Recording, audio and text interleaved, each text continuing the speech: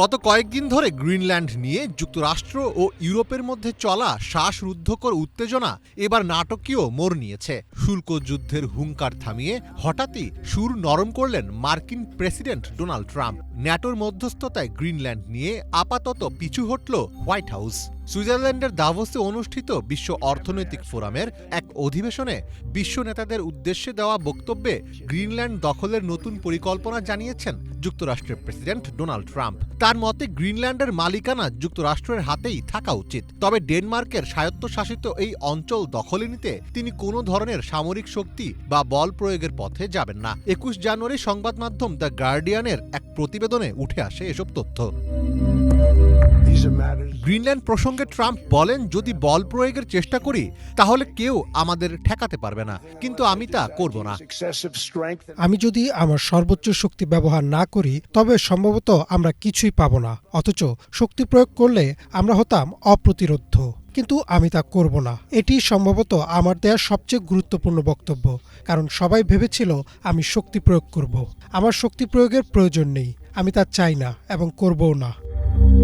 তবে গ্রিনল্যান্ড দখলের ইস্যুতে সুর কিছুটা নরম করলেও আর্কটিক অঞ্চলের নিরাপত্তা নিয়ে কথা বলেন ট্রাম্প। ট্রাম্প বলেন, কেবল যুক্তরাষ্ট্রই পারে রাশিয়া ও চীনের প্রভাব থেকে এই অঞ্চলকে রক্ষা করতে।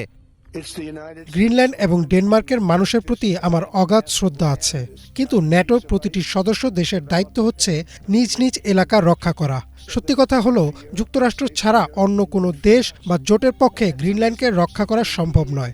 সবাই এর খনিজ সম্পদ নিয়ে কথা বলছে, কিন্তু এই খনিজ পেতে হলে আপনাকে শত শত ফুট বরফ খুঁড়তে হবে। খনিজ সম্পদের জন্য আমরা এটি চাচ্ছি না, আমাদের এটি প্রয়োজন জাতীয় এবং আন্তর্জাতিক নিরাপত্তার স্বার্থে। বক্তব্যের পর ন্যাটো মহাসচিব মার্ক রুটের সাথে এক সাইডলাইন বৈঠকে বসেন মার্কিন প্রেসিডেন্ট। বৈঠক শেষে গ্রিনল্যান্ড নিয়ে ভবিষ্যৎ চুক্তির রূপরেখা তৈরির ঘোষণা দেন ট্রাম্প।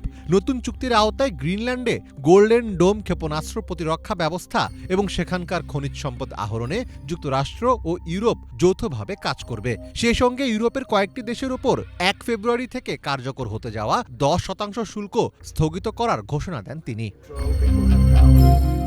বিশ্লেষকদের মতে আর্কটিক অঞ্চলে রাশিয়া ও চীনের ক্রমবর্ধমান প্রভাব রুখতে এখন আরও বেশি একজোট হবে পশ্চিমারা। পাশাপাশি গ্রিনল্যান্ডের অফুরন্ত খনিজ সম্পদ আহরণে ইউরোপকে অংশীদার করার ঘোষণা দিয়ে ট্রাম্প মূলত ইইউ দেশগুলোর দীর্ঘদিনের উদ্বেগ প্রশমন করেছেন। শুল্কযুদ্ধের হুমকি থেকে সরে এসে সমঝোতার হাত বাড়ানোয় বড় ধরনের অর্থনৈতিক বিপর্যয় থেকে রক্ষা পেল ইউরোপ।